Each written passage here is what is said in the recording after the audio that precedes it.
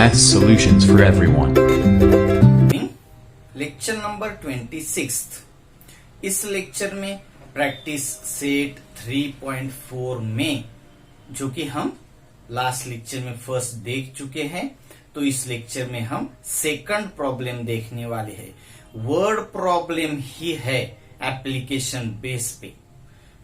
तो आपको पहले प्रॉब्लम को अच्छे से समझ लेना पड़ेगा और उसके बाद ही हम उसके सॉल्यूशन की तरफ जाएंगे। तो अच्छे से प्रॉब्लम को समझने के लिए अच्छे से उसको हमें देखना पड़ेगा। तो चलो हम प्रॉब्लम को देख लेते हैं।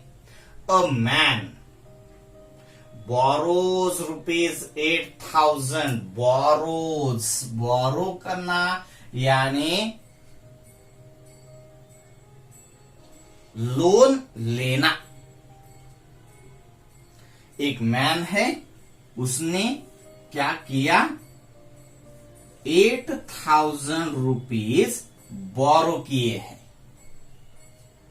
कितने? 8,000 रुपीज बोरो यानी ले लिए हैं किसी और से या फिर बैंक से। बोरो का मतलब लोन लेना। लोन लिया है उसने सीधे सीधे। कितना? 8,000 रुपीज का लोन लिया है। वो फिर रिलेटिव पर्सन से ले सकता है या फिर बैंक से भी ले सकता है। तो उसने 8,000 रुपीज लोन लिया है, बोरो किए है। कितनी अमाउंट? 8,000 रुपीज। अब उसने 8,000 रुपीज अगर बोरो की है तो उसको 8,000 वापस भी करनी पड़ेगी। किसी से भी ले लिए तो भी वापस उसको अमाउंट देनी ही पड़ती है। तो चलो उसके आगे भी जाकर, हाँ, यहां पर agree. A man borrows ₹8,000 agrees to repay with a total interest of ₹1,360। यानी उसको देने हैं वापस 8,000 तो देगा ही, प्लस 1,360 उस पर इंटरेस्ट, एज ए इंटरेस्ट उसको ज्यादा देने होंगे। और उसका मतलब है वो टोटल 9,360 रुपीज जिससे लिए थे उसको वापस करने वाला है। लिए तो 8,000। कितने अमाउंट ले ली उसने?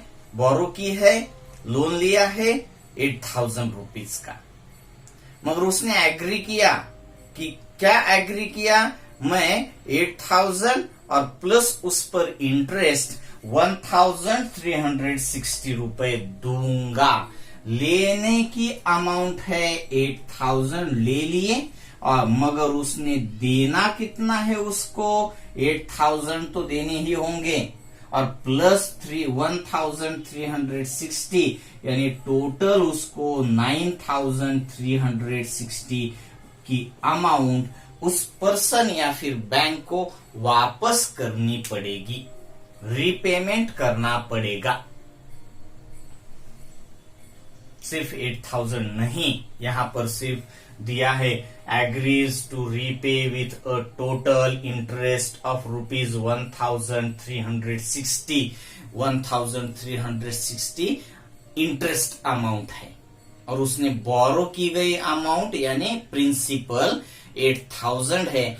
तो उसको टोटल कितना रीपेमेंट करना पड़ेगा? तो ₹9,360 इन 12 मंथली इंस्टॉलमेंट्स।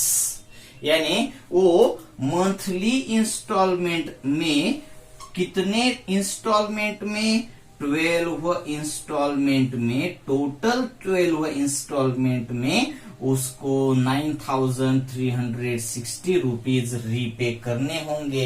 यानी अब इस पर आप ऑब्जर्व करते होंगे तो फर्स्ट मंथ में वो कुछ रकम देगा, अमाउंट, सेकंड मंथ में कुछ अमाउंट देगा, थर्ड मंथ में कुछ अमाउंट देगा, फोर्थ मंथ में 5th मंथ में, 6th मंथ में, 7th मंथ में, 8th मंथ में, 9th मंथ में, 10th मंथ में, 11th मंथ में और लास्ट 12th मंथ में कुछ अमाउंट देगा, और वो पूरी अमाउंट, उसकी टोटल अमाउंट उसकी जाने वाली कितनी है, तो आप अच्छे से समझ पाएंगे। 12 मंथ में वो 9,360 रुपीज ही रीपे करने वाला है। तो ये होगा क्या, 12 मंथ की सम, यानी यस 12 आपको यहाँ पर मालूम होता है।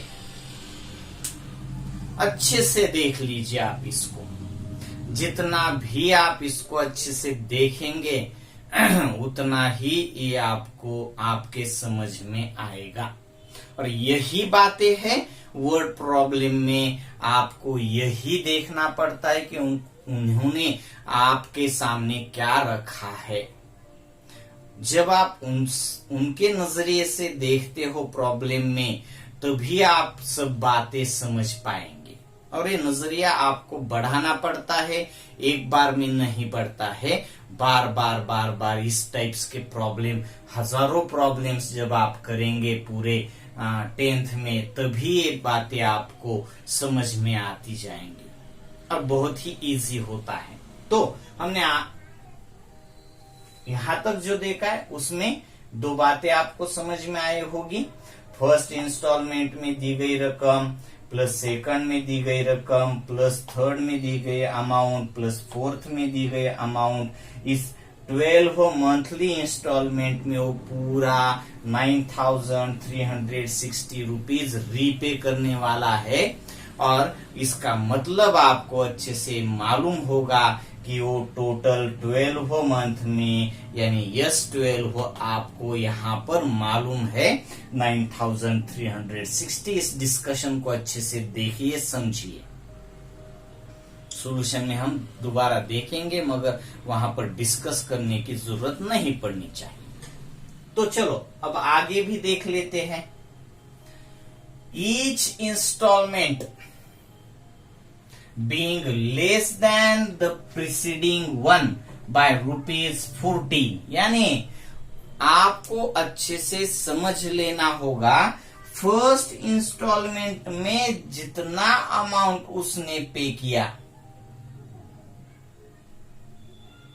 सेकंड में उससे 40 रुपीज कम पे करने वाला है। सपोज कर लीजिए कि फर्स्ट इंस्टॉलमेंट में उसने 1,000, सपोज कर रहे हैं फर्स्ट इंस्टॉलमेंट में अगर उसने 1,000 पे किया, तो सेकंड में वो 960 ही पे करेगा। कितना? 960 ही पे करने वाला है। थर्ड इंस्टॉलमेंट में फिर से वो 40 रुपीज कम पे करेगा, यानी 920 रुपीज ही पे करेगा थर्ड इंस्टॉलमेंट में। सपोज कर रहे हैं हम, दिया क्या गया है, each installment being less than the preceding one by ₹40, यानी हर इंस्टॉलमेंट पिछले यानी पहले इंस्टॉलमेंट से 40 रुपए कम का है। यानी अगर हम सपोज करते फर्स्ट इंस्टॉलमेंट में उसने 1,000 रुपीज पे किया, तो सेकंड में वो 960 ही पे करेगा, थर्ड में 920 ही पे करेगा, फोर्थ में और 40 रुपीज कम यानी 880 ही पे करेगा, फिफ्थ में उससे 40 रुपीज कम यानी 840 रुपीज ही पे करने वाला है।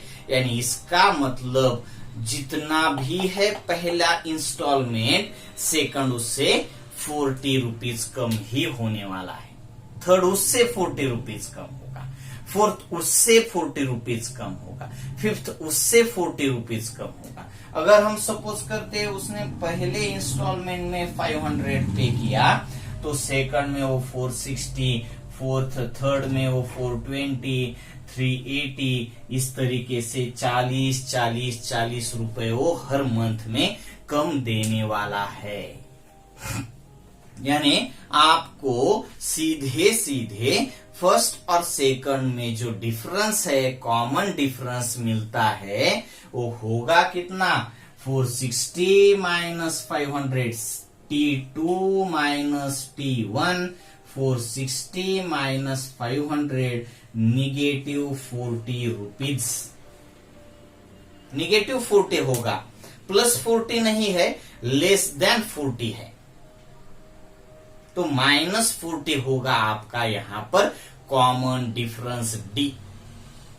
ये तो आपको यहां पर अभी तक मालूम नहीं, हमने सपोज किया 1000 है या नहीं है ये हमें मालूम नहीं। हमने सपोज किया 500 है या फिर नहीं है ये हमें मालूम नहीं है। हम सपोज ए को, फर्स्ट टर्म को ए ही सपोज करने वाले हैं, मगर आपको दो बातें यहां पर अच्छे से मालूम होगी, तीन बातें, दो बातें नहीं, तीन। एक तो आपको कॉमन डिफरेंस मालूम हो जाएगा, निगेटिव 40 का है। आपको नंबर ऑफ टर्म्स मालूम हो गई, 12 इंस्टॉलमेंट, यानी नंबर ऑफ टर्म्स 12 ही है। 12 टर्म में उसको पूरा का पूरा रीपेमेंट करना है, तो नंबर ऑफ टर्म्स 12 हो जाएगी।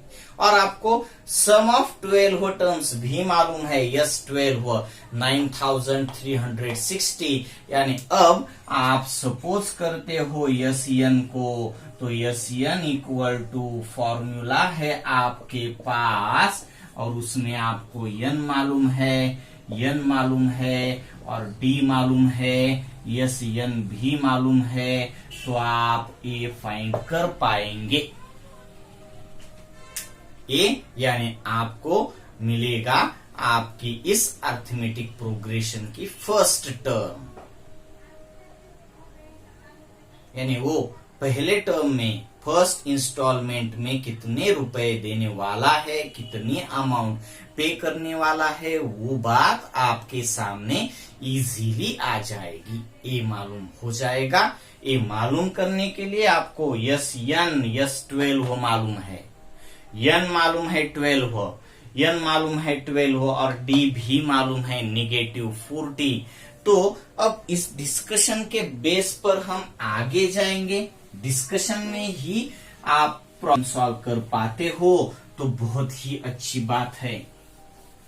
अगर आपको सॉल्यूशन देखने की जरूरत नहीं है तो आप इसके आगे का वीडियो नहीं देखेंगे तो भी चलेगा, सेल्फ में कर दीजिए और उसके बाद आप आंसर को चेक कर दीजिए। सॉल्यूशन में हम तो देखने ही वाले हैं। A man borrows rupees 8,000, agrees to repay with a total interest of rupees 1,360 in 12 monthly installment। ठीक है, तो हम इसके बेस पर here principal equal to rupees 8,000, उसने 8,000 बोरो किया है तो उसकी प्रिंसिपल 8,000 होगी। Interest equal to rupees 1,360, therefore total repay amount equal to rupees 8,000 plus rupees 1,360 यानी rupees 9,360 total repayment amount. And number of installment equal to 12 installment, that is n. यहां पर आप नोट कर दीजिए। Therefore S 12 equal to 9,360। दो बातें आपके सामने, यन 12 है और यस 12 9,360 है। दो बातें आपके सामने है सिंपली। और अब each installment being less than the preceding one by ₹40। मैं पूरा का पूरा स्टेटमेंट यहां पर नोट कर देता हूं। Each installment being less than the preceding one by ₹40, that is common difference, यानी D इक्वल टू -40 ही बनता है। अब यहां पर ये जो डिस्कशन किया हमने, डिस्कशन के लिए बहुत वक्त दिया, मगर उतना वक्त यहां पर लिखने के लिए नहीं लगता, आपको समझने के लिए ही मैं पूरा का पूरा वक्त लेता हूं। आपको मालूम है प्रिंसिपल 8000 लिया था उसने, इंटरेस्ट पे किया 1360, तो टोटल रीपे अमाउंट ₹9360। कितने इंस्टॉलमेंट में? 12 इंस्टॉलमेंट में, तो यस 12 बनता है 9360। Each installment being less than preceding one by ₹40, यानी कॉमन डिफरेंस है -40। ठीक है। Now by SN equal to n/2 big bracket of 2a plus of n-1 into D। S12 equal to 12/2। Calculation के लिए सिर्फ आपको वैल्यूज पुट करनी है। SN S12 equal to n/2 यानी 12/2 बिग ब्रैकेट ऑफ 2a, ए की वैल्यू यानी first term हमें मालूम नहीं है, ब्रैकेट ऑफ 12 - 1 इंटू -40। इसका कैलकुलेट, इसकी वैल्यू आपको मालूम है 9360 इक्वल टू 6। इसका calculation 6 bracket of 2a plus of 11 into -40। आप देख पाते हो 11 इंटू -40 होगा क्या? -4400।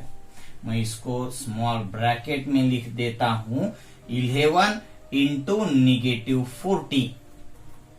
11 4 44, 0 तो 0 बन गया। देख पाते हो आप? अच्छे से देख लीजिए। ठीक है। 11 इंटू 40 तो 4400 तो नहीं बनेगा, 440 बनेगा। 11 इंटू 40 है, नहीं 11 इंटू 40, हाँ चलेगा, कोई दिक्कत नहीं उसमें।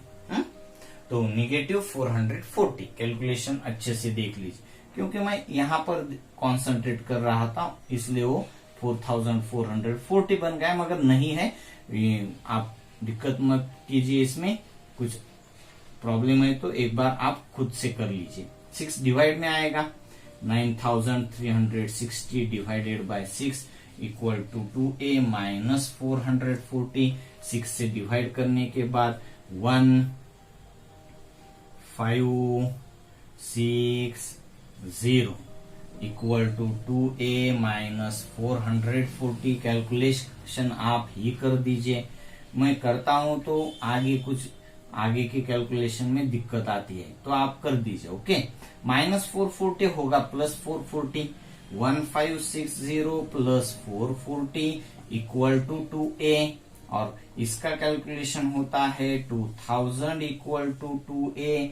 इसका मतलब ये होगा क्या आपका 1000। जो हमने सपोज किया था वही है, मगर वो आया है, हर बार नहीं होगा उस तरीके से। ओके, कैलकुलेशन आप ही कर दीजिए, नहीं समझ में आता है तो नोटबुक पे अच्छे से कर दीजिए, करना ही आपको है। अब ए यानी हमें find the amount of first and last term. First की तो आपको मिल गई, लास्ट टर्म यानी 12th इंस्टॉलमेंट।